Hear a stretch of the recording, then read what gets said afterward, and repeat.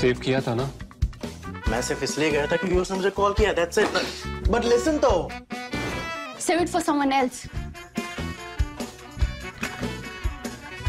जिंदगी में सेव करना जरूरी है, मगर जब बात पैसों की हो, सिर्फ सेविंग्स से काम नहीं चलेगा। इक्विटी म्यूचुअल फंड्स में इन्वेस्ट कीजिए और अपने सेविंग्स को आगे बढ़ने का मौका दीजिए। Mutual fund investments are subject to market risks. Read all scheme-related documents carefully.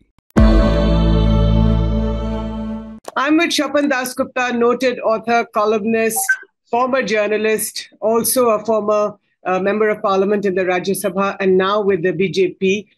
He's right now in Kolkata. And John Ellliott, formerly with the Financial Times and the Economist in Delhi, spent several years in Delhi as a journalist and is back in London now, writes a very well-known blog, highly readable, called Riding the Elephant.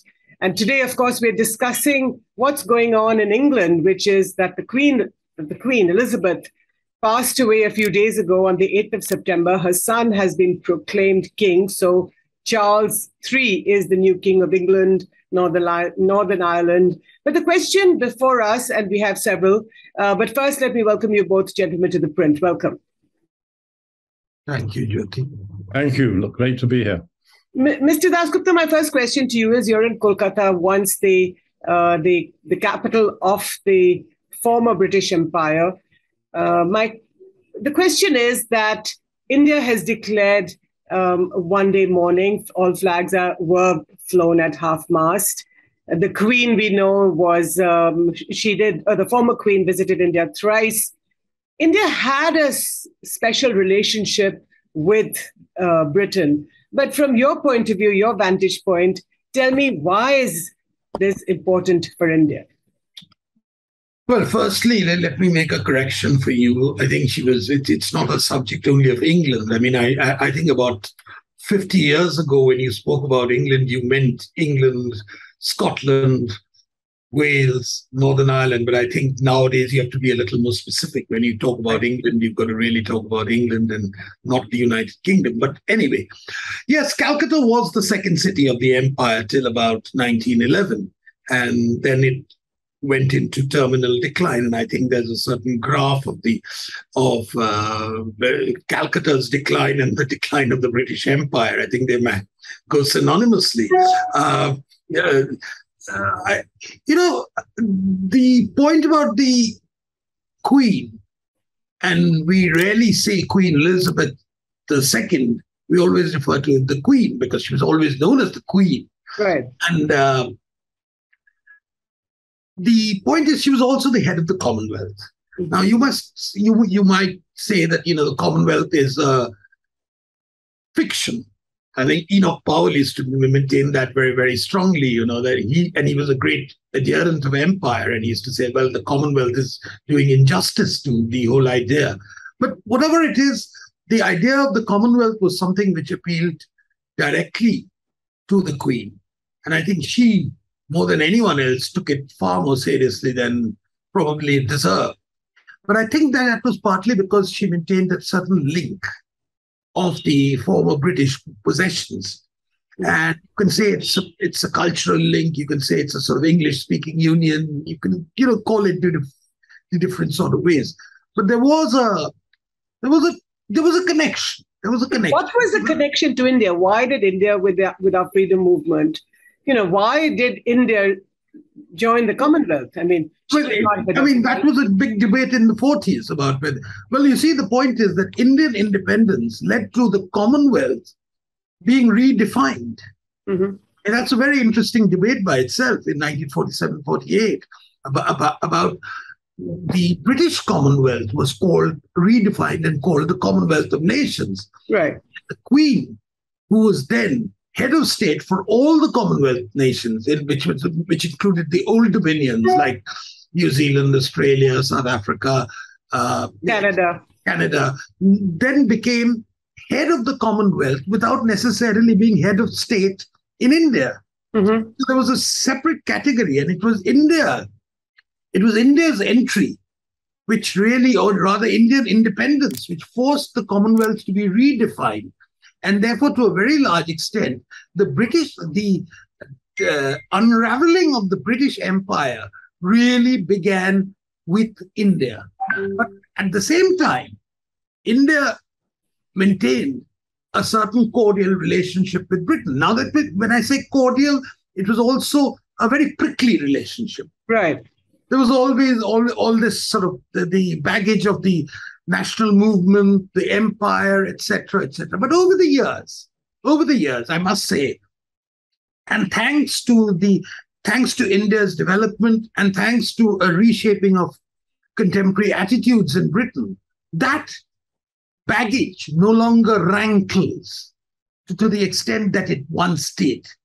And if you look at the bilateral communiques, you'll probably find that it's not even, it's a partnership of equals. Mm-hmm. It's a special relationship, but it's also a partnership of equals. And today we are thinking of signing an FTA. Right. We'll come to that, Mr. Dasgupta. No, I'm just saying, but the importance of that is that an FTA means an equal benefit to all. I mean, more or less, of course, sort of even key. I'm going to ask you to hold your thought, but John, Mr. Dasgupta, Swapan Dasgupta has some really interesting thoughts, and he talks about this colonial baggage which India has overcome. I mean, it has been 75 years since India became independent. But your thoughts, you lived in Hindustan for several years as a foreign correspondent. You're back in London now. Some would accuse you of being half Indian. How did you deal with this? Somebody with white skin. Did you have how did people respond to you, and especially to an Angrez? What I found in the 80s, when I was first there as the Financial Times correspondent, that there was no problem. And as a journalist, providing people thought I was being fair and empathetic. That's not a word I often use, but it's suitable for this. Whatever I wrote was accepted, even if I was critical about various things, then that was accepted, providing people thought I was trying to understand the country. And it was interesting to be working on a capitalist free market newspaper like the Financial Times and try to explain Indian protectionism and tiny steps forwards and backwards on industrial reforms, economic reforms, which Rajiv Gandhi was beginning in the 80s. So I never had any problem. I think what I sense is before the current government was elected, so it's not part of whatever's going on at the moment with changes to Rajpath and all that.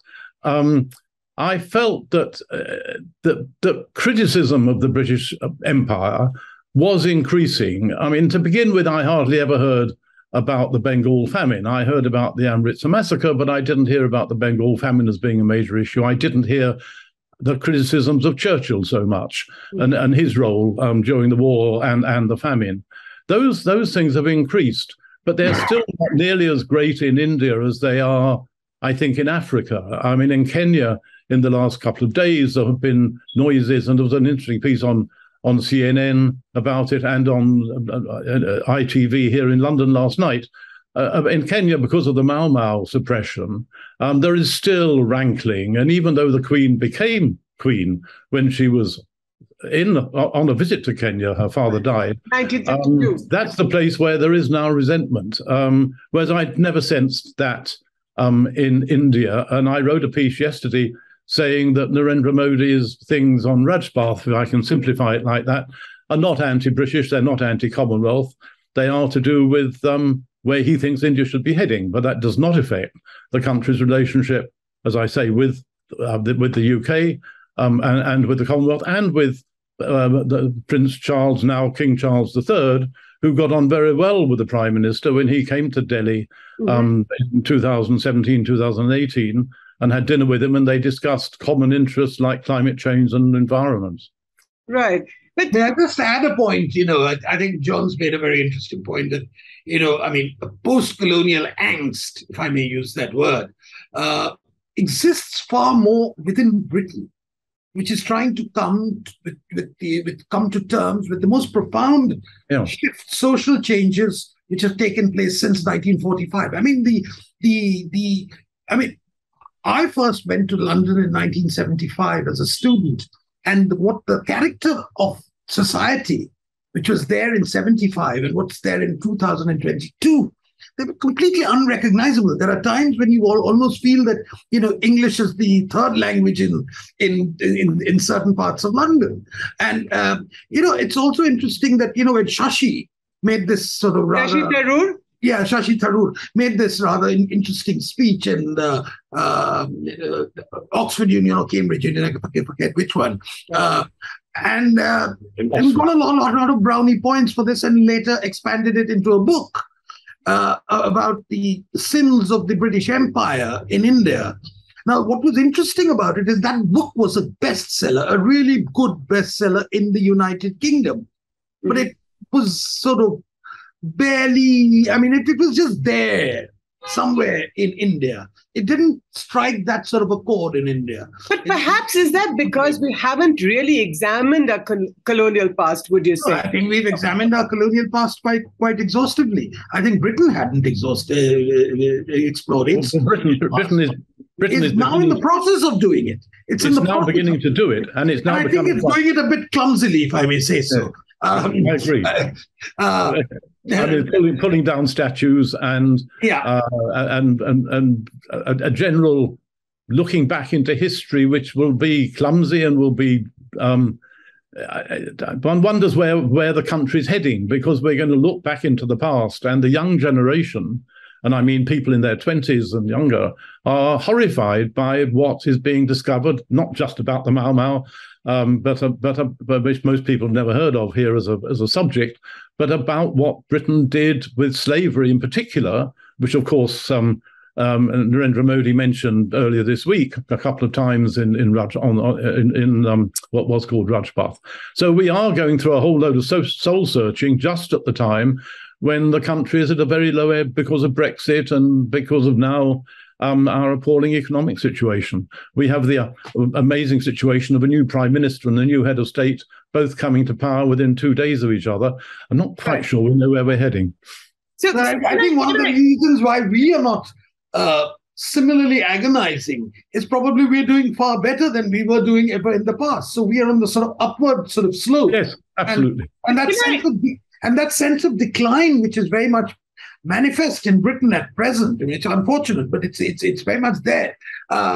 It's not there in India at present. So you're far better able to come to terms with troubled past, the empire, etc. I mean, I belong to a club in London, and John might have gone to it, the Oriental, and if you enter the bar, the magnificent pictures of Tipu taking the surrender. I mean, Lord Cornwallis taking the surrender of Tipu's sons, and other, magnificent imperial portraits are there. Now, I often have a giggle over them. But there are people who... Why do you have a giggle over that? I have a giggle over them because, there's a sort of lot of ornamentalism that's quite archaic, and it's a period piece. Mm-hmm. It's like an old piece of furniture. As far as I'm concerned, it belongs to you can't wipe it out. That's how Britain perceived its role, and if you compare it to what exists in the outside world, there's a marked difference. But there are a lot of Britons who take objection to it far more than Indians do. Well, having said that, we are into Raj nostalgia in a big way as a tourist attraction. Yeah, but just picking up on the decline word, which you used earlier, Swapan. I'm not sure we're in decline. The empire's faded, and the country is wondering where it's going. But there is a new and energetic generation. Absolutely. And the newcomers to the country are no longer newcomers. And we now have the amazing situation where the 3 top cabinet posts have gone to the Chancellor of the Exchequer, the Finance Minister. As parents came from Ghana. The Foreign Minister has got a British father but a Sierra Leone mother. And there's a Kenyan Indian Home Minister, and we've just lost, of course, Rishi Sunak, who had an Indian background, and so on. So people come in and change the scenery as you walk around London in particular, are in fact providing new leadership, and most of them, unfortunately, are in favour of Brexit. Well, the outgoing Chancellor of the Exchequer went to Winchester, and the present one went to Eton. So, I mean, it sort of balances out. So we don't know what these places are. Kwasi is with accents that you would recognise, Swapan. Yeah, but Kwasi used to be a regular in the Jaipur Literary Festival, and you know, and he's written a book on the empire, also called The Ghosts of Empire, which is quite interesting. But yes, I don't know whether you call that decolonization or cultural appropriation. That's another term which is coming to use very much these days. But anyway, yes, there has been a change. Providing it's not colonial revenge. Okay, let me. Can I just ask a question here? And both of you must remember quite well 1997 when the Queen came to India for the third and last time. Then Prime Minister A.K. Gujral, who had been visiting a few countries, and his last stop before he returned home was in Cairo, where he told Egyptian intellectuals, and he was very frustrated with Britain sort of constantly poking its nose into Kashmir's affairs and, you know, constantly offering mediation at the time. And Gujral said infamously or famously that Britain is a third-rate power. Now, that didn't go down well at all. But Swapan, is that the sense that Indians had, of course, at the time? It was a big story. I remember everybody was laughing so much about it here in Delhi. But how has that evolved? In your party today and in the current government? Well, you know, the 1997 visit was a disaster. There's no doubt about it. It was a disaster. I mean, I think part of it was not because of the Queen, but because of Robin Cook, who was the Foreign Secretary and who tended to sort of fight battles, peculiar battles with the Indian government, and most of it centered on Kashmir, and where he believed that Britain still had a role. I mean, that's something very peculiar, you know, whether it's Ukraine, whether it's somewhere else, there's always, if you look at the British papers and things like that, there's always a big debate on what role are we going to play in this. I mean, frankly speaking, you don't have a role. We have in Ukraine. Do you have a role, John? John, do you have a role? Why does Britain think, you know, it's of course, you're a member of the United Nations Security Council, but do you have a role like, go ahead, yes. Yes, I mean, the historic thing, isn't there? But on Ukraine, Boris Johnson, who was the Prime Minister then, has played a leading role, along with America, in supplying equipment and things, and Britain, surprisingly, has found a role. Just going back to 1997, and I think we ought to just mention that there was a great visit by the Queen to India in 1961, which was a huge success and did in fact lead, I think, that provided the basis for her fondness of India after that. I wasn't around. I certainly wasn't in India. But it was, I'm told by friends, a huge success with massive crowds greeting her. Then she came in 1983 for Chogam, for the Commonwealth Heads of Government Summit, and went on and toured in Hyderabad, Secunderabad. And then 1997, which was a disaster, because Robin Cook, the foreign minister who Swapan just mentioned, went to Pakistan rather sillily before he came to Delhi and made remarks which fitted in with the policy of the Labour Party, and it was the Labour government in power, and the Labour Party, national executive of the Labour Party had passed resolutions which reflected pro-Pakistan because of voter interest in this country, and that roused, echoed right through the Queen's visit, and was really rather sad. But I mean, I don't think we in Britain think we need a role. In fact, I think many of us thought that we probably overplayed it on Ukraine. And I'm certain we don't now think that we should intervene, or anybody else should intervene on Kashmir.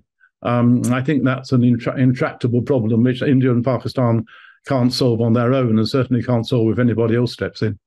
But, you know, I do want to also point out that during the same visit in 97, and just a few days before the Queen came, Britain's High Commissioner to Delhi, I think his name was Gore Booth or something. And David Gore Booth.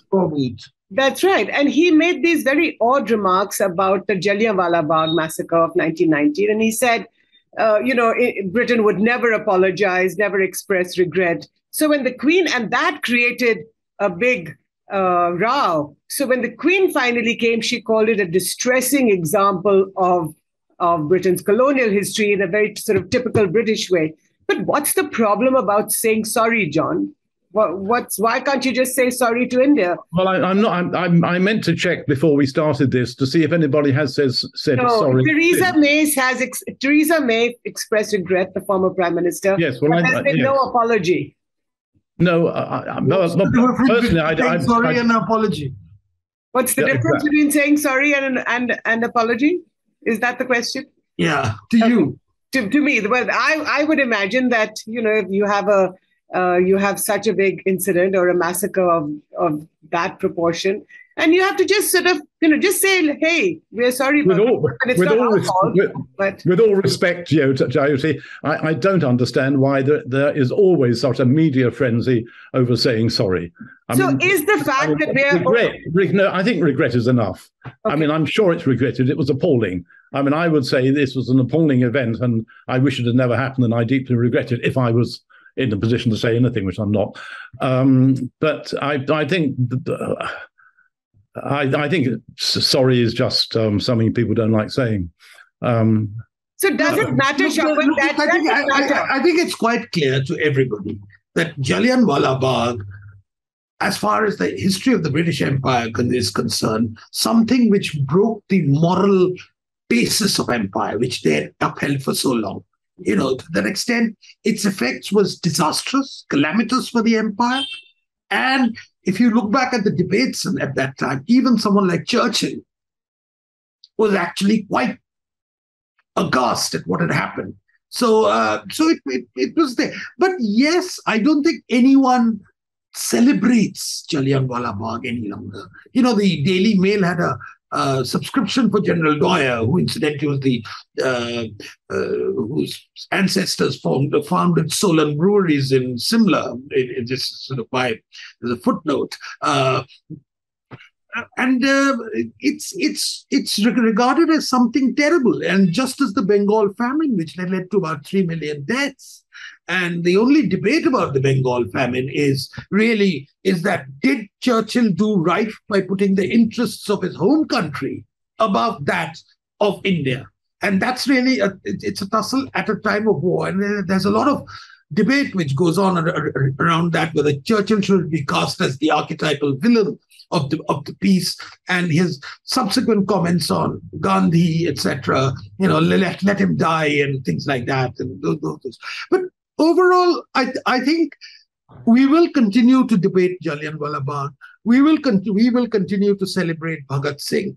We will continue to talk about the Bengal famine and how the perfidious role of Clive in stealing and in securing an empire, etc. All those things will be debated endlessly, and that's part of the checkered history of empire. And I think but I don't think, and I think John is absolutely right, just as the renaming of the old Kingsway to Rajpath, to Kartavyapath, is not going to affect British relations with India or India's relations with Britain. I don't think it's going to matter. But that's another part of history, and I think that's going to remain. So we have to reconcile that both are going to coexist at the same time, without thinking that one is going to tilt the balance the other way. So I have another comment on the Jallianwala Bagh Queen, when she was here with her husband, Prince Philip. And he is something very off-key. And I just wondered if that they were so insensitive about the whole thing. And, he was quoted as saying, so when they went to Jallianwala Bagh, and he said, and he asked an official, so how many people died? And this guy said, 2,000. And he said, 2,000. It wasn't it, was it? That's wrong. I was in the Navy with Dyer's son. That's a bit exaggerated. And it must include the wounded. So, I mean, perhaps you can one of the delightful things about the Duke of Edinburgh is that, who sadly died a year ago, is that he just said things without thinking. He didn't expect them to be picked up. He made jokes about slit eyes or whatever it was when he went to China, or I'm not sure if he was actually in China or in Hong Kong. It's just that was part of the character. It was not a serious political comment. It was not a serious comment on history. He had apparently talked to Dyer's son or grandson, whatever I can't remember how many generations were, and he just said it instinctively. And he may have thought he was provoking because that's what he liked to do. Yeah. I mean, I met him a couple of times in Delhi. And he was provoking. It was his style. And he added joy to life. So it wasn't a serious comment. If it had been the Prime Minister, it would have been different. But it wasn't. The Duke of Edinburgh is a type of guy who holds up the bar in a sort of golf club. You know, he's a sort of, that's really how I'd like. He incidentally returned from Amritsar, and my wife met him at one of those things. And the only thing he remembered about Amritsar, he said, whiskey called bagpiper. Do you know how it tastes? So his priorities were well defined. And I think, he was a delightful anachronism. And I think, in this world of political correctness, if there was something which is the polar opposite, the Duke of Edinburgh epitomized that. But I believe that was him. Okay, so, on the date she died, on the day the Queen died, which is on the 8th of September, a few days ago, one of the things that was trending on Twitter in India, John, was the Kohinoor. And then you had all the, lots of people on social media saying, give the Kohinoor back. And actually, when you look at all those pictures, and we've, as you can imagine, a lot of us have been absorbed with the whole sort of pageantry and the tradition of Charles being proclaimed king and all the stuff that's been happening these last few days and will continue to happen over the next few. But I want to ask you about the Kohinoor. It sits over there, this big fat diamond in the middle of the crown. What do people say in England? I mean, are you likely to give it back to us? Look, there's a huge problem here of all the relics and gems and treasures and everything else which have been acquired through various means over the centuries and now adorn the Tower of London Museum and the British Museum and the National Gallery and so on. I guess if you sent everything back, there wouldn't be much left in the buildings, and it is a shame that a lot of the things that are on show, which Britain has got, are not on show. They're hidden away in vaults. I think it's. I have no special view on the Kohinoor. I think it probably should go back. People often debate it. It is not central to any relationship between our two countries. But if you ask me to guess, I would say, I guess it will go back at some stage, but don't ask King Charles III to do it in his first week in power. Okay. But Swapan, should we ask for the Kohinoor back? I'm not so interested in the Kohinoor, but more in some of the artifacts which are there in the British like what? In the V&A and in Post Castle in Wales, for instance. Some of the entire Seringapatam loot, what Clive took away, etc. There's a lot of it around. Yes, I think there is a compelling case, just like in the case of the Benin bronzes and the Elgin marbles, and the examples are considerable. That there has to be some sort of an agreement whereby some of this is returned. But what's very important is that in India, we create museums that are fit for purpose to actually get back. One thing I must say about this, that all these artifacts have been kept beautifully, right, labeled beautifully. They're in fantastic condition, and they've kept it well. Mm-hmm. Now, if we are to take it back, if we are to make a serious claim, diplomatic, political, everything claim on it, we must create museums which do justice to many of these artifacts. But would you? I think so. Yes, in principle, I believe a lot of them should come back. At least the major ones should come back. But we have to get our house in order so that we are ready to receive them. No, because in this revamp of the Central Vista, Swapan, that North Block and South Block are going to become museums.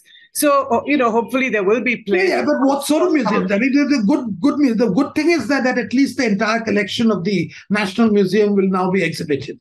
Like what's happened in the British Museum, where only about 20% of the what their treasures are actually on display. I think we'll be able to display something like 80 to 90% now. My question is that, the Modi government, which sets such store at cultural sort of renewal, yeah. So why hasn't the Modi government, it's been 8 years now. If you want me to tell you that the Modi government has pursued the point of at least getting the stolen things, which have been recently stolen, right, back with great deal of vigor, and the list of statues which have been recovered with the aid of foreign, some very good philanthropists who've been working, activists who've been working to recover them. That's quite a lot. We've actually been. Now that we are in a better economic position, we have a greater leverage to actually get back a lot of these things. Now, our cultural diplomacy needs to be improved considerably. I think we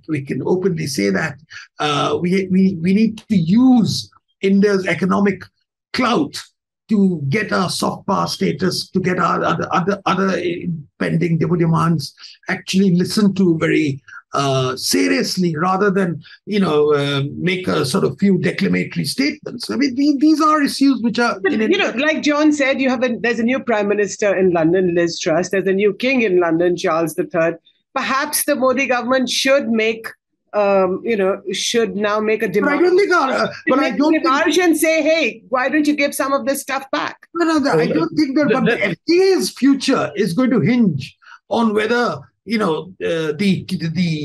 Tipu eating that. The Tipu's tiger eating that British soldier in the V&A. It was a wonderful piece. You must go and see it. Everyone must go and see it. Yeah. Those sort of things that it hinges. We'll sign your FTA. We'll give you this, that, and the other. You give back the tiger. You want the tiger. It's not a very prudent bargain. I mean, we'll come to that one day, and I think it should be on the agenda. I believe it should be on the agenda. And I think it's something which is beginning. I would have looked it up if I'd known we were going to get into this, but something was sent back from a museum up in the north of England to somewhere. I think it was to India, but it might not have been, a couple of weeks ago. And I think this is a trend which has begun. I think it is recognized as being something which needs to be tackled, and that over the years, and I don't know how quickly. I mean, let King Charles and Prime Minister Truss get their feet under the table before you lodge the claims. But I think over the years this will happen. How far it will happen, how fast, I don't know. Swapan's point on the need for adequate ways of storing these things and displaying them when they get back to their original countries is obviously important. But it is a trend that's begun. I'm sure in this country. It was very interesting to know what the three top cabinet ministers whose parents do not come from Britain actually think about this. And I would also guess, and this is just a guess, that King Charles III probably realizes the need for this and will see both sides of the argument. And I would guess he might one day move it forward. So last couple of questions, Swapan, to you. Obviously, I think Charles, when he was prince and during his visits to India, he seemed fond of India. But the question is, how do India and Britain revamp their relationship? Look, one thing you must say, of course, Charles is fond of India. I've rarely met some Briton or the other who's not fond of India. They might not be equally fond of every Indian in Birmingham, but they're certainly fond of India. In that sense, India has certainly. What's the difference? Well, there is a difference. There's a certain mystique around India. The exotic India, that sort of the India of the jewel in the crown. That India still has a certain place. I think even we associate with it, in different ways. Likewise, the fascination with London, which most Indians have. I mean, you might make fun of me and call me an incorrigible Anglophile, and that's partly because I've spent some of my best years of my life in that country, and I'm extremely fond of it. But the point is there's a sort of comfort level both the countries have with each other. It's very, very difficult to define. You can say it's at an elite level. Yes, certainly it's at an elite level.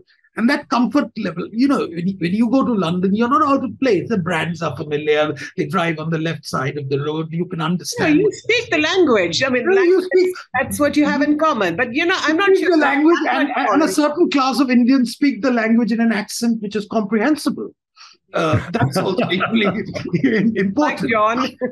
I'm saying a lot of unpalatable things, but which are likely to make me, which you probably can't say in a political forum. But that's the reality. That comfort level. Now, what you're trying to do at present is move that relationship from the playing test match at Lords and, the usual sort of things, and move it to a slightly more serious level.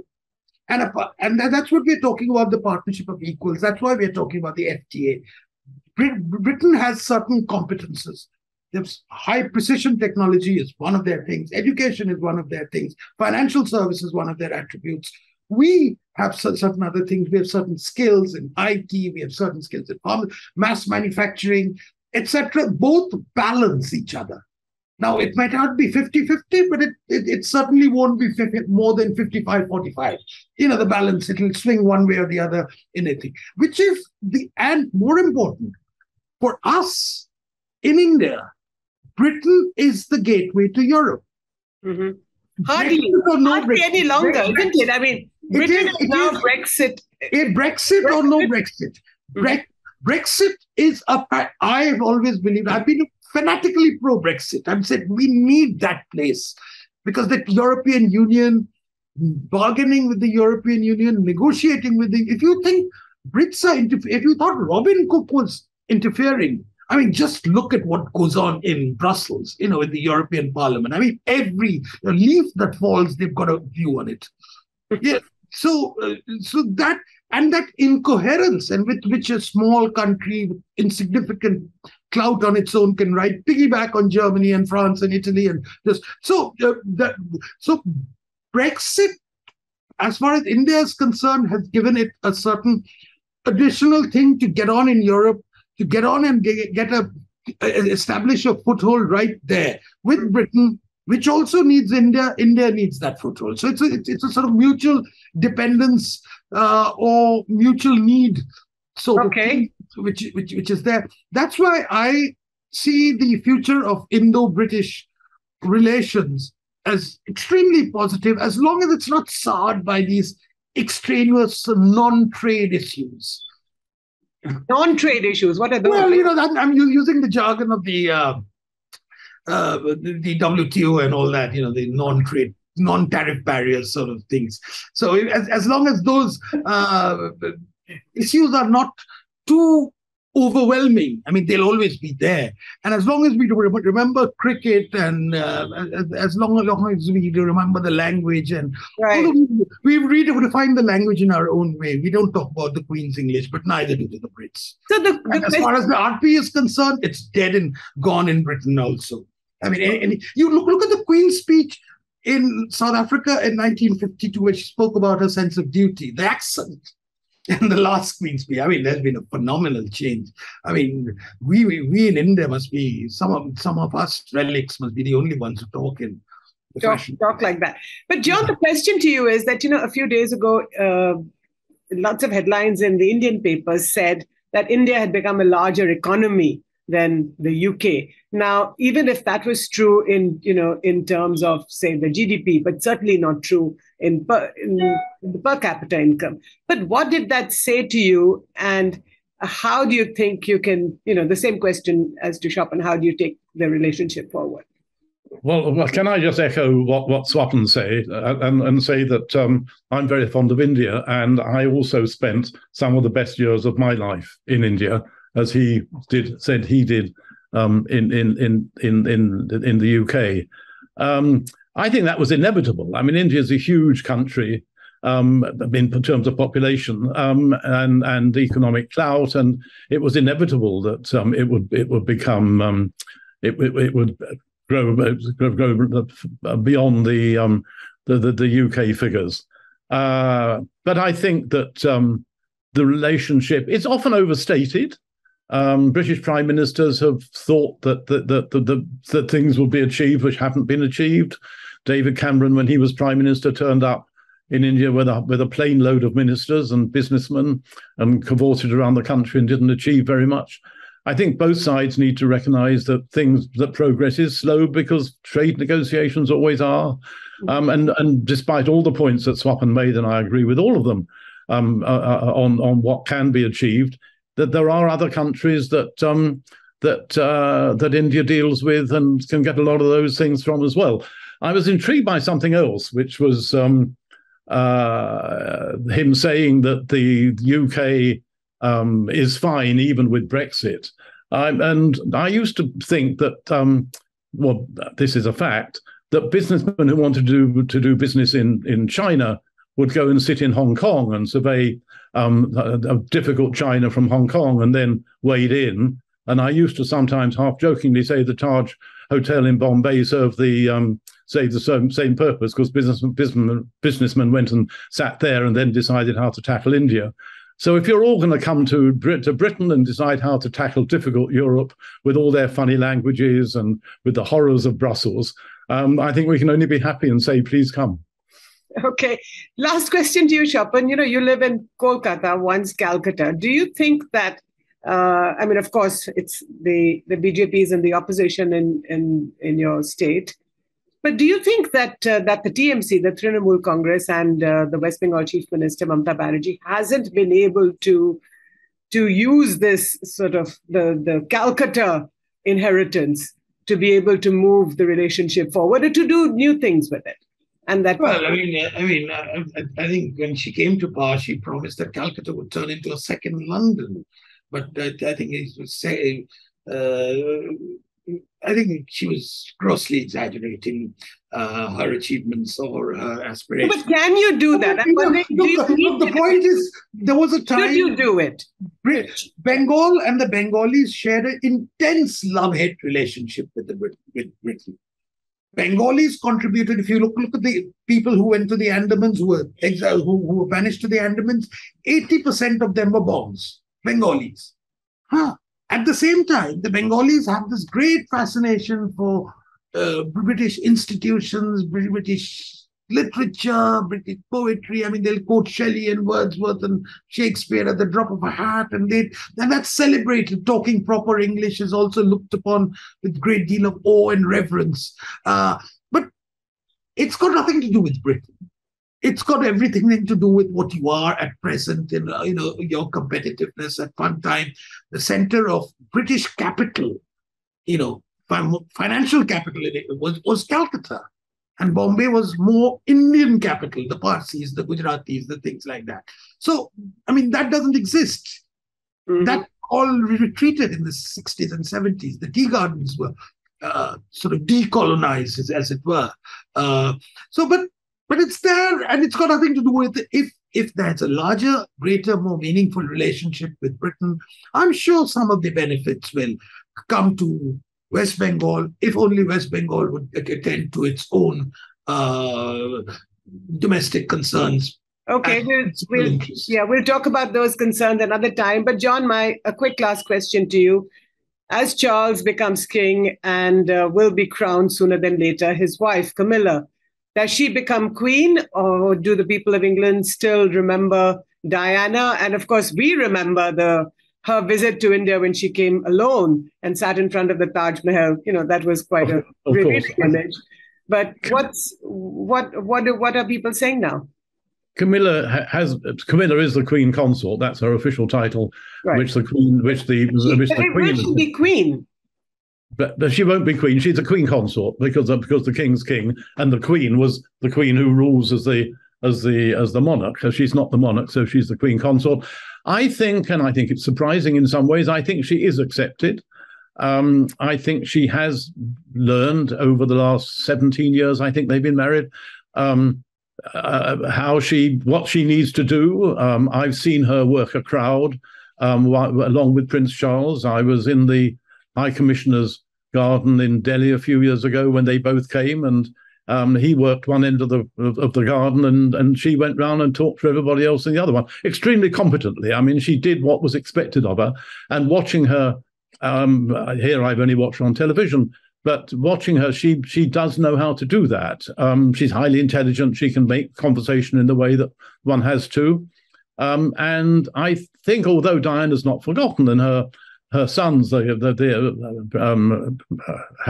and William, are not going to let Diana be forgotten. But I think they've fully accepted Camilla, and I think she will be fine along with King Charles in what she has to do. So I wish of course, we will wish them all the best as they become king and queen consort. And to both of you, John Ellliott in London and Swapan Dasgupta in Kolkata, thank you both so much for joining me on the Print Debates. Thank you. It's been great fun. Thanks.